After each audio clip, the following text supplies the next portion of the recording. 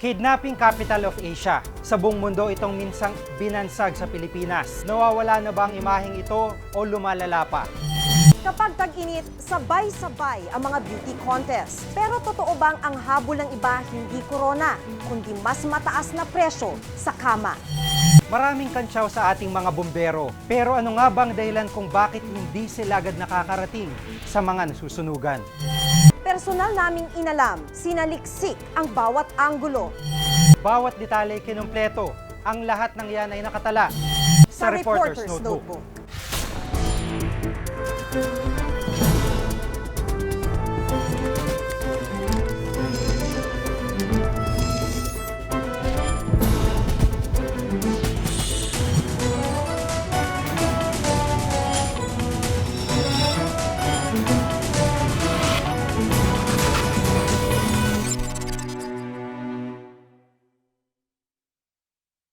Nitong mga nakaraang buwan, sunod-sunod ang mga insidente ng kidnapping. Lalo tuloy lumalakas ang imahe natin bilang kidnapping capital of Asia. Ano nga bang epekto nito sa mga simpleng Pilipino?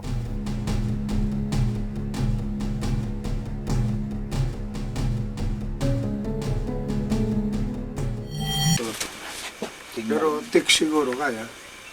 Kailangan pagkuhan takbo. Ilang kidnapper na rin ang nahuli ng Anti-Kidnapping Operations Group ni Chief Superintendent Junicio Coloma, Director ng PNP Region 8. Ang pinakauli ang ikatlo sa listahan ng NACTAF na Most Wanted Kidnapper sa Pilipinas, si Silverio Superable.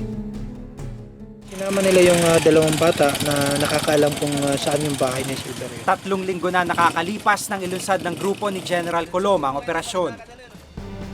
Ang target na si Superable, kilala bilang alias Bio, may patong na 800,000 piso sa ulo at suspect sa kidnapping ng isang doktor sa Mandaluyong noong 2003.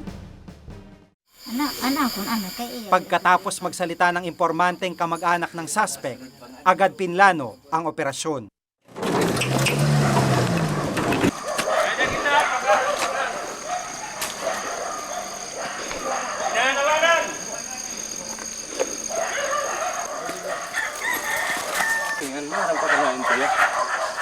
Isa sa mga naabutan ng mga pulis sa lugar ang kapatid ng suspect, pero itinanggi niyang naroon si Bio.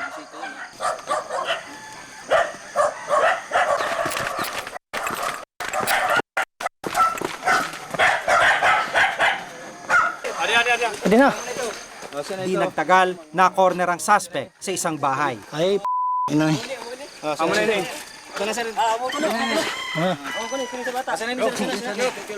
Good. Sa wakas, nakuha rin namin. Thank you, Lord. Thank you. Amo na. Okay. Amo na ito. Sasalita sila ng ganun, nga kasama ako nila. Malayo ho yan. Nag-security ho ako, nagtatrabaho ako ng maayos. Si Doktora Gigi ay isa sa mga biktima ng grupo ni Superable. Bagamat pinaulakan niya kaming kunan siya ng kamera, tumanggi siyang magbigay ng anumang pahayag. Masakit para sa kanya na balikan pa ang kanyang sinapit sa kamay ni na Superable noon, kaya kapatid na lang niya ang nagsalita. Nahirapan din siya doon, no? 1 linggo rin siya halos na itinago sa Cavite. Pero at least nakabalik siya sa amin ng buhay at maayos naman. Bago pa man mahuli sa Superable noong Pebrero, nakapagbayad ng pamilya din ng halos 1 milyong piso bilang ransom. Ganun pa man, natutuwa sila sa pagkakahuli ng mga otoridad kay Superable. Kaya kami nagbayad kasi yan yung sinabi ng kidnapper sa amin na if we don't pay, definitely gagawin siyang sample para sa susunod na trabaho nila, matakot na raw yung Chinese community. 15 milyong piso naman ang hinihinging ransom ng grupo ni Rogelio Morpe, leader ng mga kumidnap sa negosyanteng si Domingo Chu noong January 2004. Mga dating miyembro ng Waray-Waray Kidnap for Ransom Group sina Morpe. Nagsolo sila ng matutunan ng operasyon ng grupo. Pero bago pa man makapagbayad ng ransom ang pamilya Chu, isang impormante ang dumulog sa akin. Ang nagbabantay sir, basta nakita ko dalawa, pero ang mga tao na pumupunta doon, siguro sinisilip nila ako. Nang maberipika namin ng NBI ang impormasyon, kasamang AFP-NCR Command, isinagawa ang rescue operation. Kung naandyan ang pinsan mo,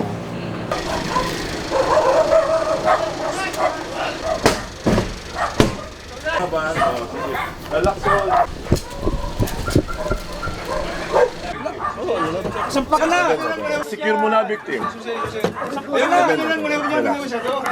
Your responsibility. Chief, secure victim mo na labas. Guys! Kung may kinig ko sabi mo!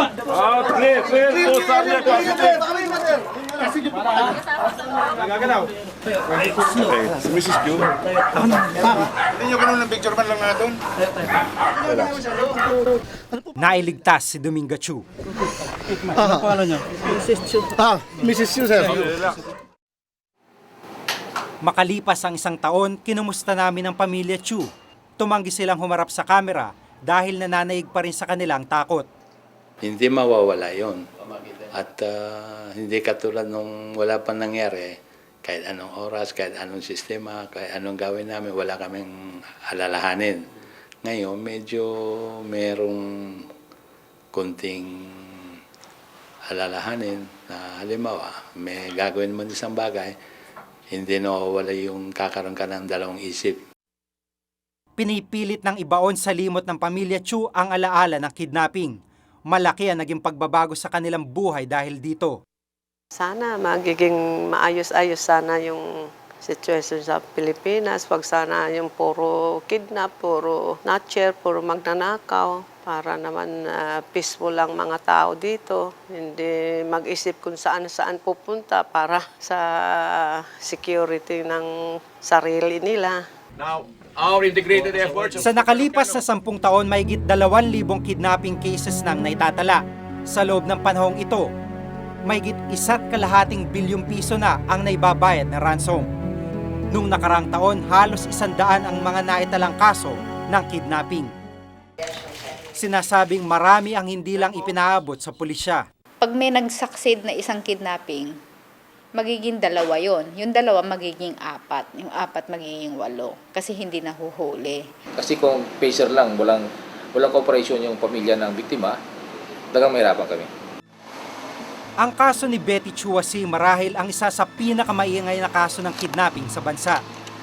Bago pa man siya naisalba ng kanyang pamilya at mga otoridad noong 2003, pinatay si Betty ng mga miyembro ng waray-waray group na dumukot sa kanya. Masakit na masakit. Maski na, halimbawa, nahatulan na ng kamatayan yan, siyempre medyo nakakaigi na sa damdamin namin yan, makakaano na kami. Pero yung, baga, sa sugat yung peglat andoon pa rin, hindi pa malilimutan, hindi pa malubusan maaalis. Ayon kay Professor Felipe Medalla ng UP, karaniwang biktima ng kidnapping ang mga Chinese, kadalasan mga negosyante. Marami sa kanila nag-decide na lumipat na ibang bansa o nag-decide na malaking bahagi ng kanilang kayamanan ilabas na ng Pilipinas. Rachel Gumabaw. Ayon pa kay Medalla, dahil sa kidnapping, apektado rin ang ibang international observers at foreign investors. Hindi lang ang mga Filipino-Chinese ang affected. Affected din yung mga international observers na nag-iisip pumasok sa Pilipinas pero nakikita nila na nakikidnap ang Filipino-Chinese. Naturally, sabihin nila, baka kami ang susunod. Si Zen Herrera, third year college sa San Beda, 5 buwan ang nawawala. Ayon sa kanyang inang si Army Alba, Oktubre nung nakarang taon nang biglang dukutin mula sa kanyang minamanayang sasakyan, si Sen. Isang text message ang pinakita sa amin ni Army kung saan 20 milyong pisong ransom ang hinihingi ng mga dumukot sa kanyang anak. Kahit sinong ina, hindi niya matatanggap sa isip niya, sa puso niya na mamamatay ang anak niya, lalo na kung wala namang kasalanan. Yung anak ko, estudyante, tahimik na namumuhay. Ibig ko sabihin, hindi naman kami yung mga, kung may mga negosyo bang mga malalaki na dapat kidnapin ng bata. Pero maliban sa text, hanggang ngayon, wala nang narinig si Army mula sa mga dumukot kay Sen. Sana isoli na nila yung anak ko. Kasi hindi ko alam kung buhay pa ang anak ko, kung patay na. Wala, maawa sila. Capital offense ang kidnapping ayon sa batas. Death penalty ang dapat nakatumbas na parusa. Pero dahil may moratorium sa death penalty, life imprisonment lang ang pinapataw na parusa rito. Bagay na hindi sinasang-ayunan ng ilan. Sana naman ipatupad na yung death penalty law. Bakit kailangan lagyan ng moratorium? Hindi tuloy natatakot yung mga kidnappers na gumawa ng krimen. Total, maliit lang yung chances nilang mahuli. Isa ito sa mga sinasabing dahilan kung bakit walang habas pa rin ang kidnapping. Higit pang nakakabahalang sinasabing pagkakasangkot ng ilang sundalo at pulis sa krimeng ito. Michelle, gumabaw! Matapos madawit ang dating kongresistang si Denz Roldan sa kidnapping, 3 suspect namang sangkot sa kidnapping din ang nahuli ng CIDG sa Taguig nung nakarang linggo. Ang isa sa kanila, pulis. Ang lumalabas na mastermind, pulis din. Hindi na bagong pagkakasangkot ng ilang mga otoridad sa mga krimen. Ngunit ayon sa pamunuan ng PNP, hindi sila nagpapabaya sa pagpaparusa sa mga kasama nilang nasasangkot dito. Kasiraan na rin sa amin ito, kaya hindi namin pinapayagan na may mga kapulisyahan na na-involve sa ganitong klase ng gawain. Kaya nung malaman namin na may involved na pulis dito na sinasabi nila, at nasabi ko sa aking boss, immediate kagad na sinabi niyang operatin namin ito at hulihin. Yun ang unang-unang binili niya. Kung may pulis talaga involved dito, hulihin niyo at dalhin niyo sa opisina at filean natin ang kaso. Harap ng tao eh. Nakausap namin ang isang dating kidnapper at ngayon police asset na si Bert. Hindi niya tunay na pangalan. Pinatotohanan niyang pagkakasangkot ng ilang mga opisyal sa kidnapping. May mga military, may police. Ganyan. Doon naman gagaling ang armas niya. Hindi naman makakapagdala ng malalakas na armas niya kung dito sa mga taong yun. Naging driver daw siya ng waray-waray kidnap for ransom group. Inihayag din niya sa amin kung paano nabubuo at gumagalaw ang isang KFR group. Ayon kay Bert, nagmumula ang plano ng grupo sa tagabigay ng impormasyon o tipster kung siya'y tawagin. Papaliwanag ng tipster na bawa nag-iisang anak, nag-iisang apo, ganun. Ito kabuhayan niya, ganun ang mga negosyo niyan. Ganitong oras umaalis yung mga magulang, yung anak. Ganitong oras papasok, ganitong oras uwi, sino naghahatid, sino sumusundo. Dagdag pa niya, kadalasang kakilala raw o malapit sa pamilya ng mga biktima ang tipster. Bukod sa tipster at driver na gaya ni Bert, marami pang ibang miyembro na may kanya-kanyang assignment ang isang KFR group. Iba ang tagadukot sa biktima, iba ang tagatago sa safe house na kadalasan ay 5 hanggang 10 katao. Ang financier ng grupo ang kadalasang nakikipagnegosasyon sa pamilya ng biktima para sa ransom. Sinabi mong magkanong hinihingi, konting tawaran lang yun, sandali lang, bigayan na. Sa financier nagmumula ang pondo ng operasyon kabilang ng mga armas, sasakyan, pera, pagkain at iba pang gamit. Kaya pagdating sa hatian ng ransom, mahigit kalahati nito ay napupunta sa financier. Ang matitira ay paghahatian ng grupo. Nananatiling masalimuot ang problema ng kidnapping hanggat hindi nagkakaroon ng ngipin ng batas at may mga nakauniformeng kadikit ang mga krimen gaya ng kidnapping. Tila isang pangarap na lang na mawala pa ang kalakal na ito. Ako si Giga Malikad at itong nakatala sa aking Reporter's Notebook.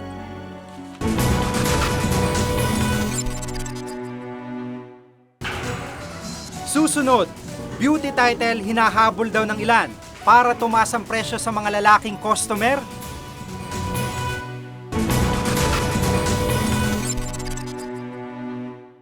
$36, $25, $36, 5'3" pataas. Maganda. Yan ang requirement sa mga sasali sa beauty contest. Para sa ilan, pasaporte ito sa pagsikat at career sa showbiz. Pero may ilan daw na ito rin ang tiket. Para kumita ng malaki sa prostitusyon.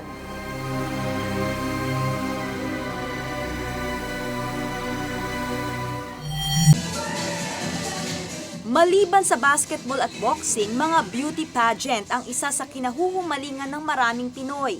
Maraming ang bata pa, pangarap ng maging beauty queen.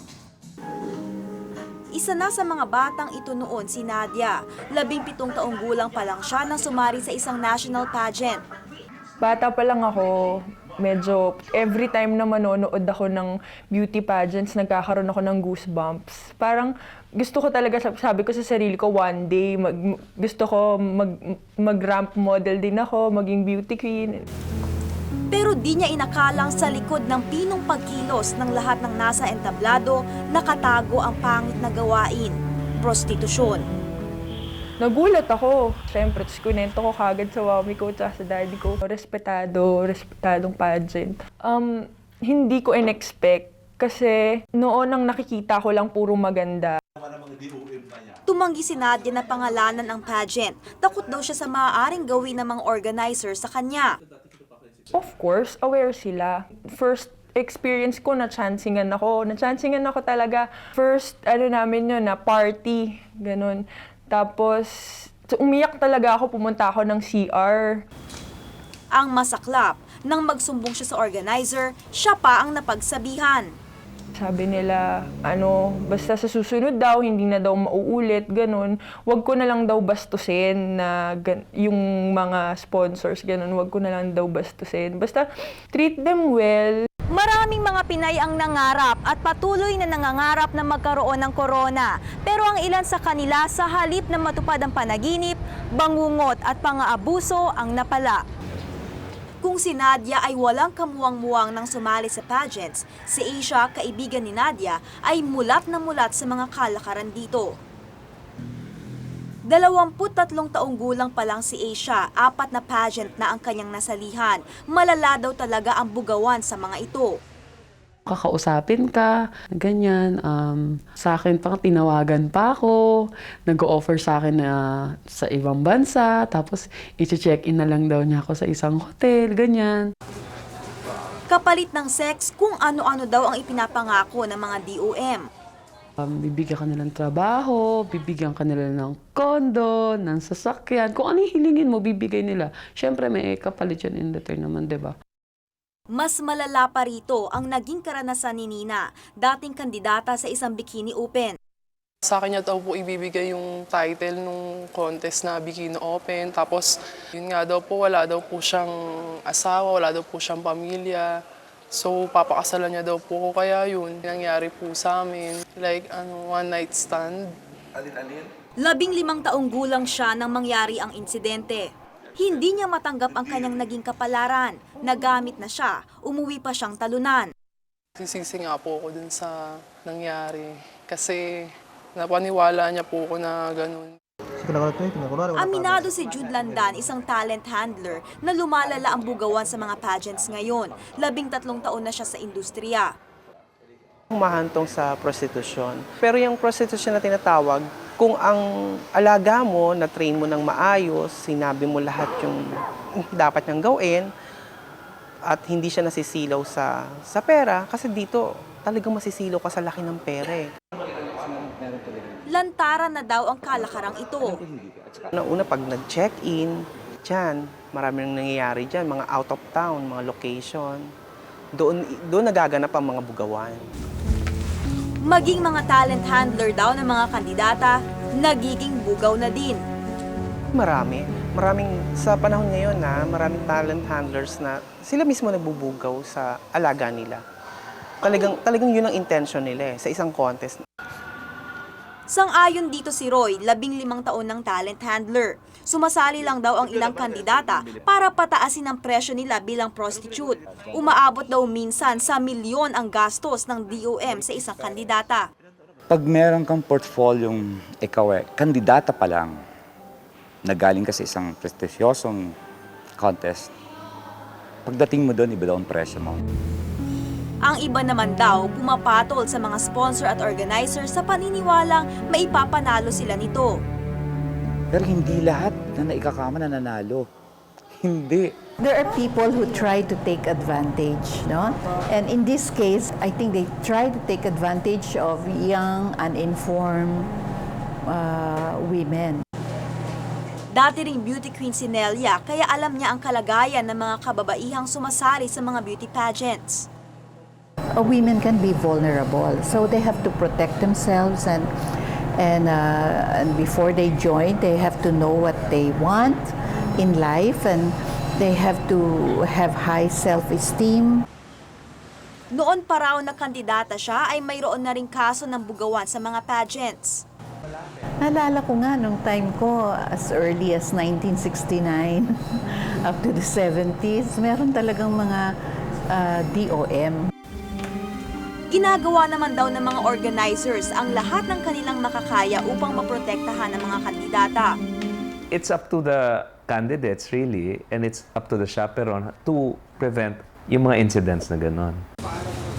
Sina Nadia at Asia hindi pumatol sa pambubugaw na nangyari, pero pareho pa silang nagwagi sa mga pageants na sinalihan nila.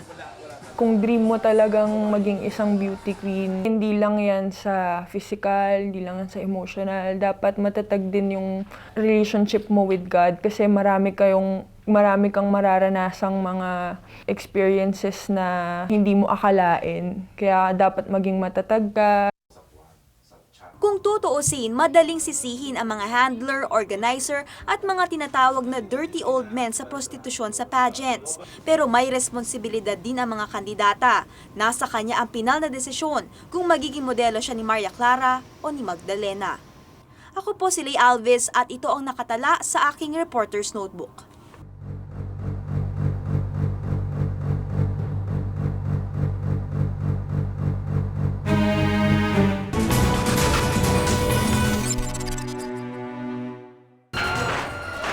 Susunod, luma at sira-sirang gamit ng ating mga bombero.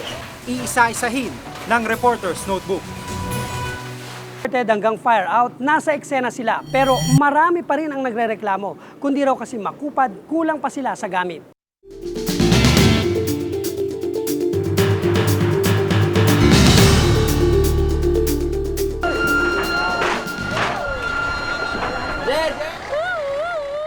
Malupit ang hagupit ng apoy, maaaring sumunog ng ari-arian, o di kaya buhay ang kitilin.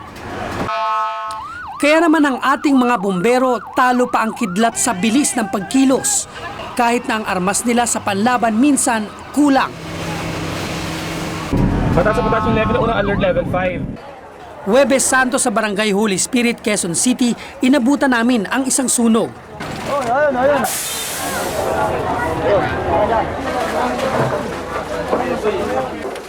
Ang bumberong ito ang gamit na hose, sinlaki lang ng pandilig ng halaman. 10 minuto lang ang tinagal ng sunog. Pero sapat na ito para kitilin ang buhay ng isang bata. Hindi na siya makilala sa tindi ng tinamong sunog.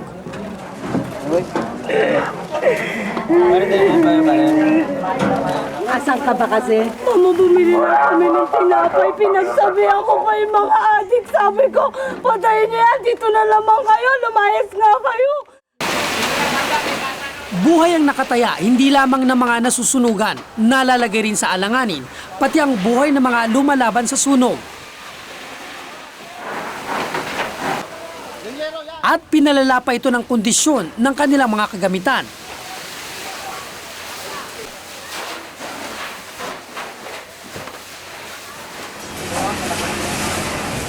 Noong Sabado ng madaling araw sa Philcoa, Quezon City, isang sunog ang tumupok sa mga kabahayan. Kung ano ang bilis ng pagkilos ng mga bombero, ganun din ang pagdila ng apoy.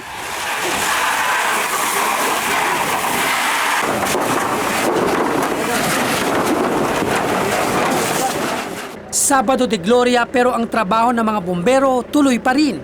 Dahil masikip ang daan, nahirapan silang pasukin ang lugar.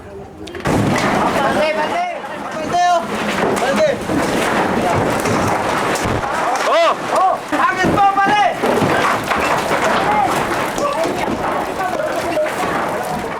Mula sa 15 levels of alert, nasa level 9 na ang sunog. Ibig sabihin, kalat na ang apoy.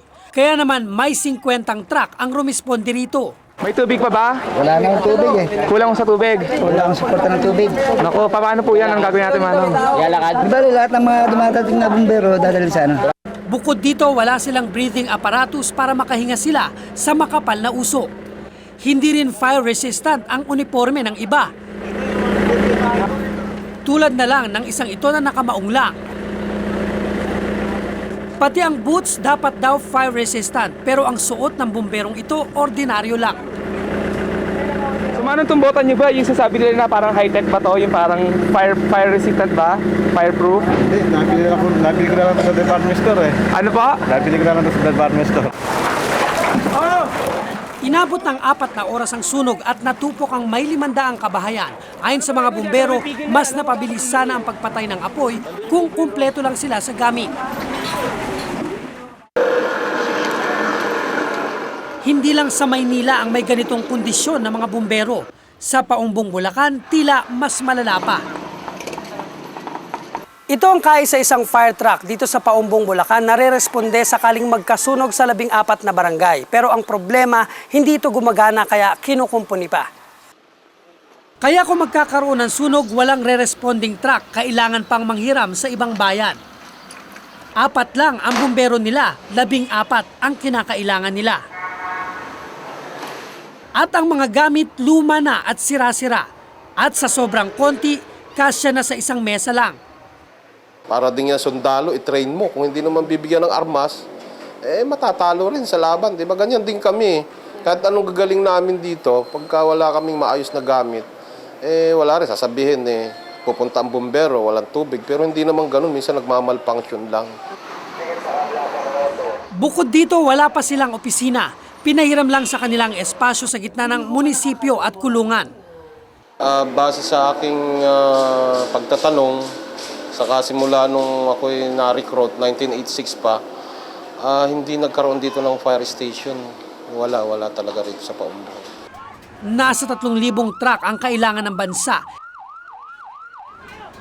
1,000 lang ang meron tayo.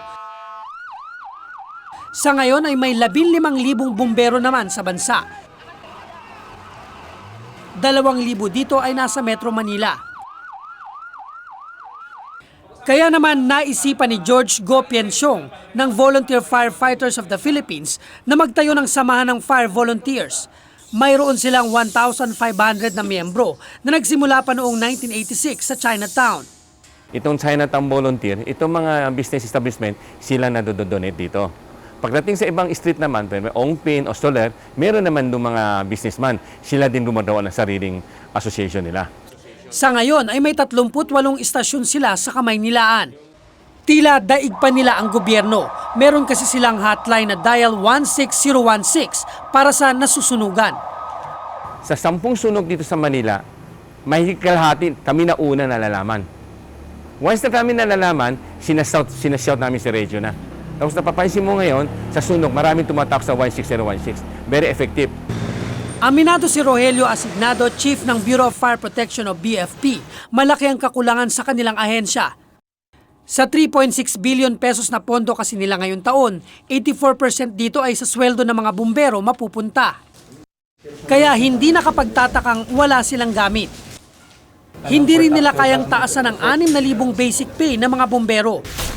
Pero ayon kay Van Resurrection ng Foundation for Filipino Firefighters, isang NGO, hindi lang naman pera at gamit ang problema ng fire system sa bansa. Dapat daw ay pahawak na lang sa mga mayor ang fire station ng bawat munisipyo para sa pagkontrol at pag-budget. The logic there is the command responsibility is placed on one official alone who will answer, siyang sasagot sa kanyang constituents kung medyo hindi na kakaroon ng magandang serbisyo yung fire protection. Siguro tama yon. Meron kaming mga naririnig na dapat i-devolve, ilagay na sa mga LGUs, pero ang una sigurong dapat nating pagtuunan ng pansin, yung kapasidad ng LGU na bumalik ka talaga sa fire prevention, sa fire suppression, saka sa firefighting capability. At ang nakadidismaya daw, hanggang ngayon ay wala pa tayong National Fire Safety Program na siya sanang pinakaplano ng gobyerno sa sistema ng sunog. Pero unang linggo ng Marso ay nilunsad ng BFP ang programang National Junior Fire Marshal. Dito ay kumukuha sila ng estudyante mula high school hanggang kindergarten sa buong bansa para turuan kung paano maiiwasan ang sunog.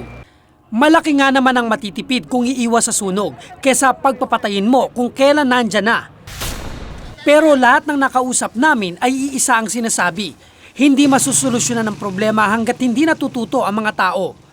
Tulad na lamang sa Agam Road kung saan nagkasunog nitong March 6.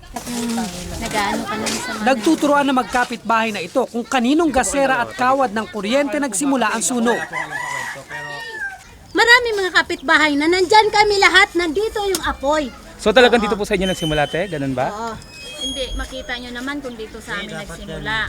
Bakit ganun nasa palagitnaan namin nag-uumpisa? Bakit sa palagitnaan namin natutupok? Yun na nga sinasabi ko diba? Parang isinasabi niya na sa kapitbahay. Jenny, ang nakakita ng apoy. Kung kilala mo si Josie Tubal, siya nagsabi sa amin, nandito kami, siya nagsabi sa amin, Lynn, itong bahay na to nasusunog. Nasa 3 hanggang 10 bilyon ang halaga ng ari-ariang natutupok ng apoy kada taon at kada taon din nasa 300 ang namamatay at 600 ang nasusugatan. At hanggat pilay ang ating fire system at mga bombero, patuloy na malulumpo ang sitwasyon natin tuwing magkakasunog. Sana ay wag na nating hintayin tuluyan pa tayong maging baldado. Ako si Cesar Apolinario at ito ang nakatala sa aking Reporter's Notebook.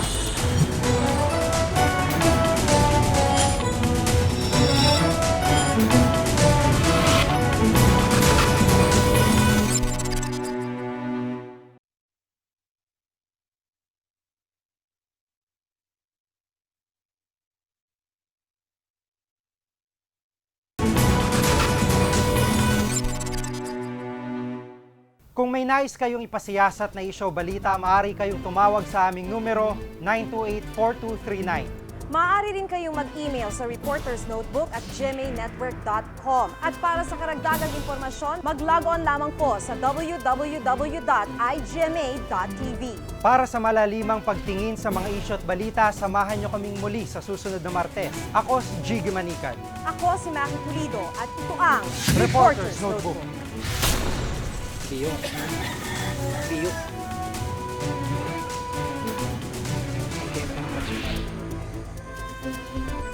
Silver yung separate. Amo na. Okay. Amo na ito. Kung sasalita sila ng mga kasama ko nila, malayo yan.